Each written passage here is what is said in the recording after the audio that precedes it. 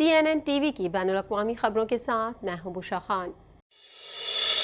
Canada کے وزیر اعظم Justin Trudeau نے کہا ہے کہ کنزرویٹو رہنما پیئر پالیور کا زندگی کی بلند قیمتوں کا مقابلہ کرنے کا واحد منصوبہ کینیڈینوں کے خوف میں اضافہ کرنا ہے۔ مزید جانیں گے اس رپورٹ میں۔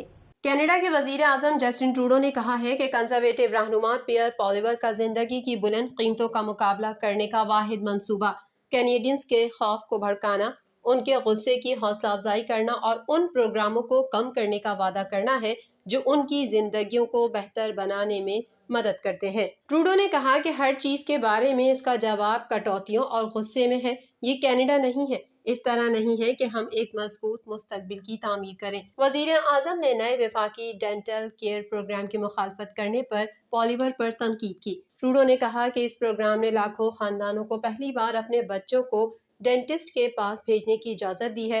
ٹروڈو نے کہا انہوں نے ایوان میں ووٹ دینے کا انتخاب کیا اور اس کے خلاف کھڑے ہونے اور کمزور کینیڈینز کے لیے دانتوں کی دیکھ بھال کی فراہمی روکنے کی کوشش کی۔ کنزرویٹو پارٹی کے سربراہ بننے کے بعد سے پالیور نے زندگی کے اخراجات پر لگام لگانے کی کوششوں پر لبرل حکومت اور ٹروڈو پر تنقید کی ہے۔ متعدد پولز میں کنزرویٹو کو لبرلز کی برتری نظر آتی ہے۔ ایک رپورٹر نے ٹروڈو سے پوچھا کہ کیا وہ پالیور کی قیادت سے خطرہ محسوس کرتے ہیں۔ ٹروڈو نے کہا نہیں، ہمارے لیے تشویش کی بات یہ ہے کہ بہت سارے لوگوں کو ملاقات کرنے میں دشواری کا سامنا ہے۔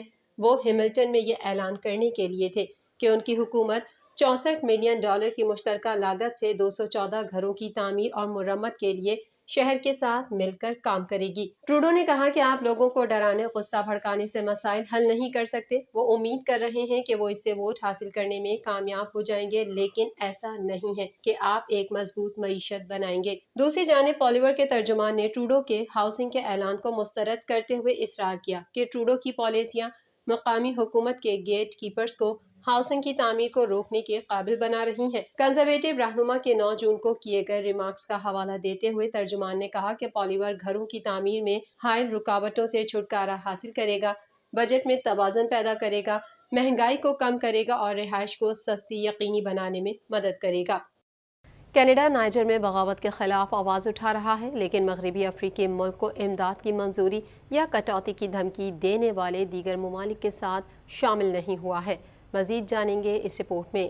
کینیڈا نائجر میں بغاوت کے خلاف آواز اٹھا رہا ہے، لیکن مغربی افریقی ملک کو امداد کی منظوری یا کٹوتی کی دھمکی دینے والے دیگر ممالک کے ساتھ شامل نہیں ہوا ہے۔ گزشتہ بدھ کو نائجر کی فوج کے ایک دھڑے نے ملک کے جمہوری طور پر منتخب صدر محمد بازوم کو ان کے محل میں نظر بند کرنے کے بعد ان کا تختہ الٹنے کا دعویٰ کیا تھا۔ جمعے کی شام ایک ٹویٹ میں گلوبل افیئر کینیڈا نے لکھا کہ کینیڈا نائجر میں بغاوت کی کوشش کی شدید مذمت کرتا ہے اور بازوم کی رہائی کا مطالبہ کرتا ہے۔ کینیڈا کی وزیر خارجہ میلانی جولی کا ٹویٹ میں کہنا تھا کہ کینیڈا صدر بازوم کی رہائی اور نائجر کے سربراہ کے طور پر ان کی بحالی کا مطالبہ کرتا ہے۔ جمہوری طور پر منتخب حکومت کو فوری طور پر بحال کیا جانا چاہیے۔ کینیڈا مغربی افریقی ریاستوں کی اقتصادی برادری کی حمایت کر رہا ہے، جو 15 ممالک کا ایک گروپ ہے جسے ایکوواس کہا جاتا ہے۔ اس بلاک نے دھمکی دی ہے کہ اگر بازوم کو ایک ہفتے کے اندر اقتدار میں بحال نہ کیا گیا تو فوجی جنتا کے رہنماؤں پر پابندی عائد کر دی جائے گی اور فوج بھیج دی جائے گی۔ برطانیہ اور یورپی یونین نے اس ملک سے امداد واپس لے لی ہے، جبکہ واشنگٹن نے اس کی پیروی کرنے پر غور کیا ہے۔ کینیڈا کی حکومت نے کوئی اشارہ نہیں دیا ہے کہ وہ نائجر کے لیے ترقی اور انسانی امداد میں کمی کے بارے میں سوچ رہی ہے،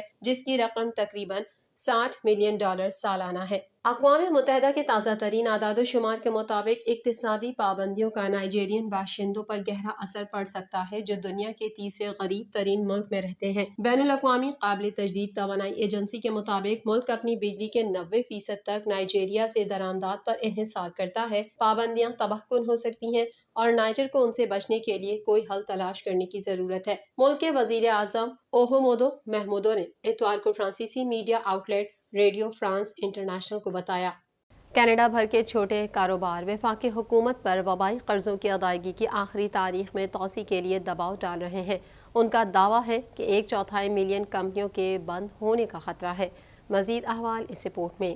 کینیڈا بھر کے چھوٹے کاروبار وفاقی حکومت پر وبائی قرضوں کی ادائیگی کی آخری تاریخ میں توسیع کے لیے دباؤ ڈال رہے ہیں۔ ان کا دعویٰ ہے کہ 1/4 ملین کمپنیوں کے بند ہونے کا خطرہ ہے۔ Canadian Federation of Independent business کے مطابق کاروباروں کو مالی امداد کی ادائیگی کے لیے مزید 1 یا 2 سال درکار ہیں، بشمول کینیڈا ایمرجنسی بزنس اکاؤنٹ، جس نے $60,000 تک کے سود سے پاک قرضے فراہم کیے ہیں۔ کینیڈا ایمرجنسی بزنس اکاؤنٹ قرضوں کا ایک حصہ $20,000 وفاقی حکومت کی طرف سے قابل معافی ہے اگر رقم 31 دسمبر 2023 تک ادا کر دی جائے، اگر نہیں تو پوری رقم 5% سود کے ساتھ واجب الادا ہے۔ Canadian Federation of Independent Business میں director of national affairs Christina Santini نے کہا، بس اچانک وہ بہت زیادہ قرض واپس کر رہے ہیں یا ان کے قرض کی رقم میں اضافہ ہوا ہے اور انہیں سود کے چارجز یقیناً پوری رقم پر ادا کرنا ہوں گے۔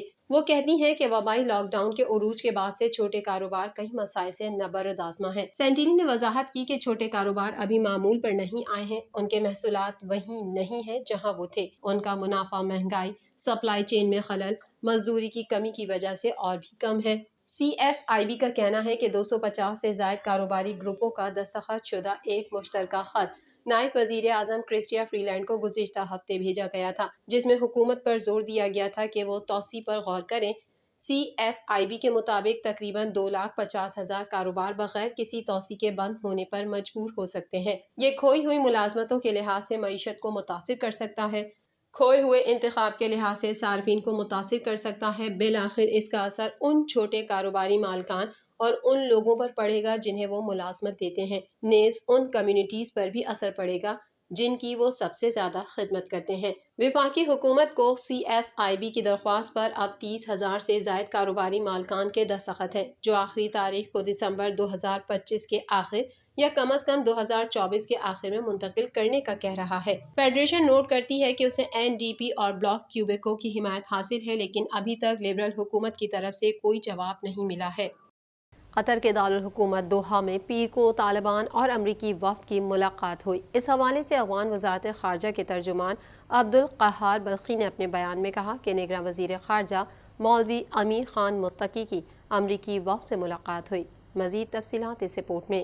قطر کے دارالحکومت دوحہ میں پیر کو طالبان اور امریکی وفد کی ملاقات ہوئی۔ اس حوالے سے افغان وزارت خارجہ کے ترجمان عبدالقہار بلخی نے اپنے بیان میں کہا کہ نگراں وزیر خارجہ مولوی امیر خان متقی کی امریکی وفد سے ملاقات ہوئی۔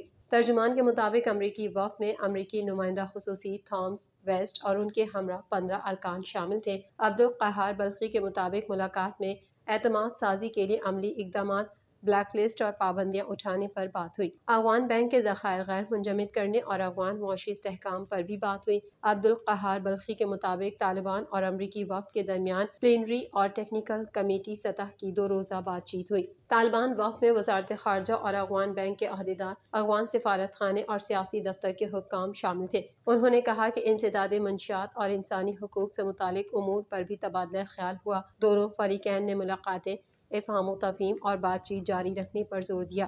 دوسری جانب امریکی وفد نے کہا ہے کہ طالبان انسانی حقوق کی بگڑتی صورتحال کے خاتمے کے لیے اپنی پالیسیاں واپس لیں۔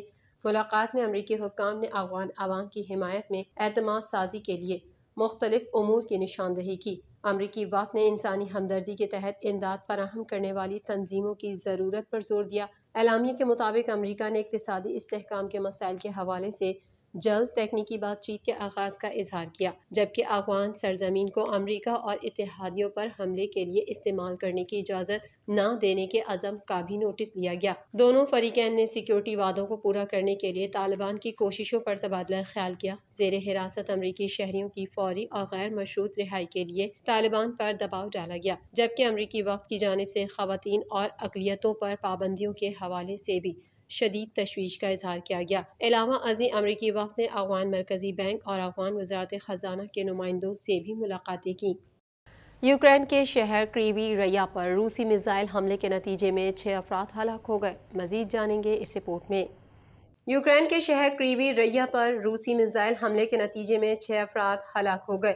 یوکرین کے وزیر داخلہ کا کہنا تھا کہ ایک بلند و بالا عمارت اور ایک یونیورسٹی پر میزائل گرنے سے 69 افراد زخمی بھی ہوئے، جبکہ علاقائی گورنر سرہی لائساک نے ہلاک ہونے والوں کے لیے یوم سوگ کا اعلان کیا۔ میڈیا رپورٹ کے مطابق میزائل حملے کے نتیجے میں جاں بحق ہونے والے افراد میں 10 سالہ بچی اور اس کی ماں بھی شامل ہیں۔ یوکرینی صدر ولادیمیر زیلنسکی کا آبائی شہر کریوی ریا روسی حملوں کا مستقل ہدف رہا ہے۔ حملے کے نتیجے میں زخمی ہونے والے افراد کو طبی امداد کے لیے اسپتال منتقل کیا گیا، جن میں 4 سے 17 سال کی عمر کے بچے شامل تھے۔ صدر زیلنسکی نے اپنے ایک پیغام میں کہا کہ حملے سے درجنوں لوگ صدمے کا شکار اور زخمی ہوئے ہیں، لیکن انہوں نے اس عزم کا اظہار کیا کہ یہ دہشت گردی ہمیں خوفزدہ نہیں کرے گی اور نہ ہی ہمیں توڑے گی۔ گزشتہ ماہ اقوام متحدہ نے کہا تھا کہ گزشتہ سال شروع ہونے والی جنگ کے دوران اب تک تقریباً 25,671 شہری ہلاک ہو چکے ہیں، لیکن حقیقی تعداد اس سے کہیں زیادہ ہونے کا امکان ہے۔ رپورٹس کے مطابق حالیہ ہفتوں میں روس ایک بار پھر شہری اہداف پر حملوں میں اضافہ کر رہا ہے اور زیلنسکی کے ایک اعلیٰ مشیر میخائیلو پوڈلیاک نے ماسکو پر یوکرینیوں کی نسل کشی کے لیے حملے شروع کرنے کا الزام لگایا ہے۔ TNN ٹی وی کے نیوز بلیٹن میں فی الحال اتنا ہی۔ مزید خبروں اور اپڈیٹس کے لیے دیکھتے رہیے TNN ٹی وی۔